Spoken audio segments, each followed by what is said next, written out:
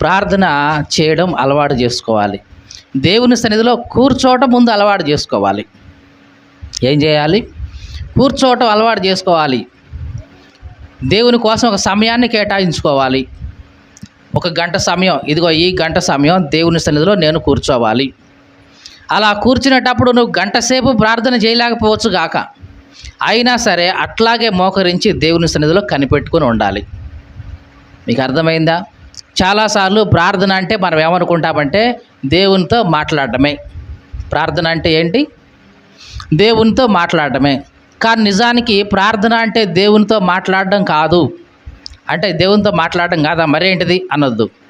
Communication between God and man. Prayer is the communication లేదా conversation between the man and God. మనిషికి దేవునికి మధ్య ఉన్న ఆ సంభాషణే ప్రార్థన. సంభాషణ అంటే, కన్వర్సేషన్ అంటే ఎట్లా ఉంటుంది? సంభాషణ అంటే ఎంతసేపు నేనే మాట్లాడుతూ ఉన్నాను అనుకో, అది సంభాషణ అవుతుందా?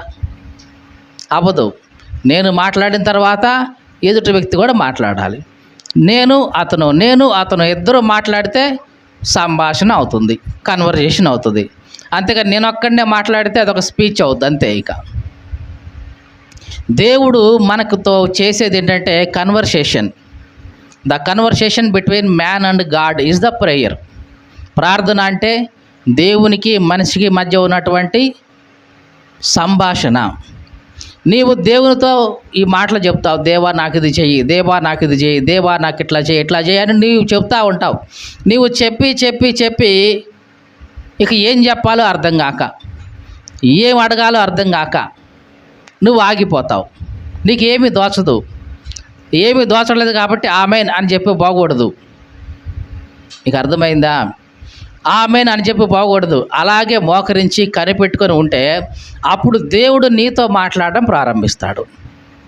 నీ హృదయంతో మాట్లాడడం ప్రారంభిస్తాడు. నీ అంతరంగంతో మాట్లాడడం ప్రారంభిస్తాడు.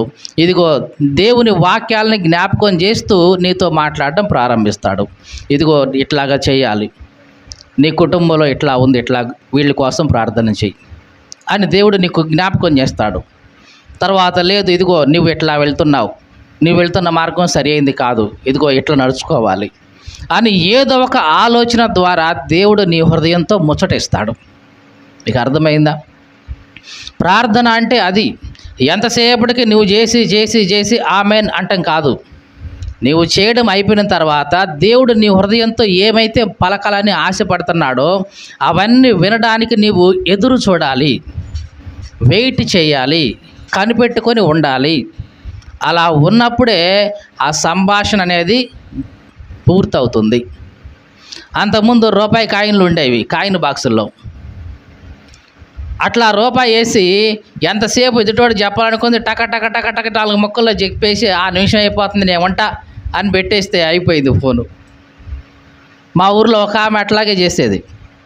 వాళ్ళ నాన్నతో మాట్లాడాలనిపించేది, రూపాయి కాయిన్ దగ్గర పోయేది, కాయిన్ వేసి వాళ్ళ నాటు హలో అమ్మ అని అనగానే నాన్న బాగుండవా, అమ్మాయి బాగుంటుందా, అక్కయ్య బాగుంటుందా, మీరు ఎట్టున్నారు, వాళ్ళు ఎట్టున్నారు అని సరే కాయిన్ అయిపోతుంది, ఉంటా మరి, అయిపోయింది. ఇక వాళ్ళ నాన్న అనేవాడు, ఏంటి ఈ కాడికి ఫోన్ చేయటం ఎందుకు?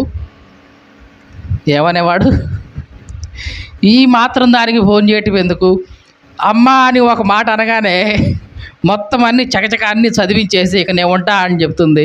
కనీసం నన్ను ఒక మాట కూడా మాట్లాడనీయలేదు, మరి ఈ కాడికి ఎందుకు ఇక ఫోన్ చేయటం అని అనేవాడు. చాలాసార్లు మనం చేసే సంభాషణ ఇట్లాగే ఉంటుంది దేవునితో. ప్రభువా అనగానే ఇక చకచక లిస్టు మొత్తం చదివేస్తాం. అంటే నా కుటుంబంలో అది లేదు, ఇది చెయ్యి, ఇదిగో ఇట్లా చేయి, నా పిల్లలకి ఇట్లా చేయి, ఇటు చేయి, ఆరోగ్యం అని, అది అని, ఇదని మొత్తం అన్నీ చెప్పేసి ఆమెన్ అంటాం. అయిపోయింది. ఎంతసేపటికి నువ్వే మాట్లాడావు. మరి నీతో దేవుడు మాట్లాడే ఆ సమయం ఇచ్చావా దేవునికి? ఇవ్వాలంటే నువ్వు కూర్చోవాలి. నువ్వు కూర్చొని కనిపెట్టి ఆలోచిస్తే, ఆలకిస్తే అప్పుడు దేవుడు నీ హృదయంతో నెమ్మదిగా మాట్లాడతాడు. ఆలోచన ద్వారా మాట్లాడతారు, అంతరంగంలో మాట్లాడతాడు. ఆ స్వరాన్ని, ఆ మెల్లనైన స్వరాన్ని నువ్వు వినాలి.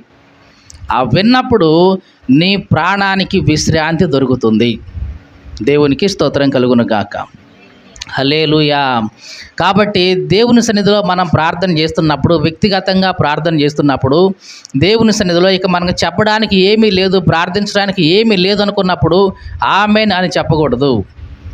కనిపెట్టుకొని దేవుడు మన హృదయంతో ఏం మాట్లాడుతున్నాడో వినాలి. అలా విన్నప్పుడు ఆ ఒక్క మాట చాలు నీ జీవితానికి విశ్రాంతినివ్వడానికి. నీ హృదయానికి విశ్రాంతి దొరుకుతుంది. నీ కుటుంబాన్ని ఎలా దారిలో పెట్టాలో దేవుడు ఆలోచనిస్తాడు. నీ జీవితాన్ని ఎలా నడిపించుకోవాలో దేవుడు ఆలోచనిస్తాడు. నీవు ఎట్లా నడవాలో దేవుడు ఒక ఆలోచనిస్తాడు నీకు. అదే దేవుడు నీతో మాట్లాడే మాట. ఈ రకంగా దేవుడు ఏదో ఒక్కసారి కాదు, ప్రతిరోజు నీతో మాట్లాడాలని ఆశపడుతూ ఉంటాడు.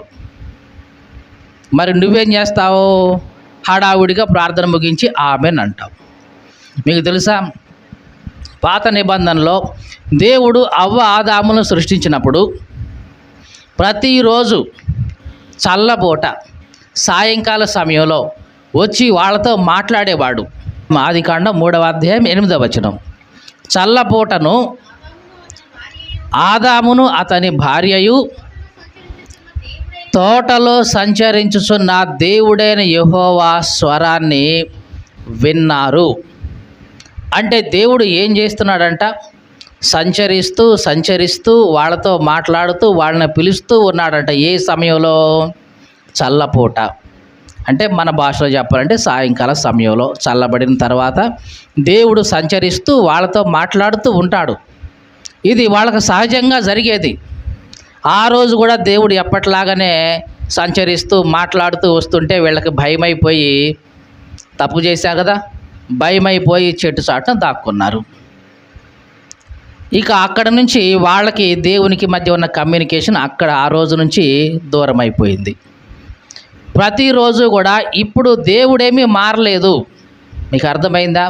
పాత నిబంధనలో అవ్వ ఆదాములతో మాట్లాడిన ఆ దేవుడే ఇప్పుడు కూడా నీతో నాతో మాట్లాడాలని ఎప్పుడు ఆశపడుతూనే ఉంటాడు. మరి ఎందుకని మనం వినటం లేదు అంటే, మనం కూర్చోవడం లేదు ఆయన సన్నిధిలో.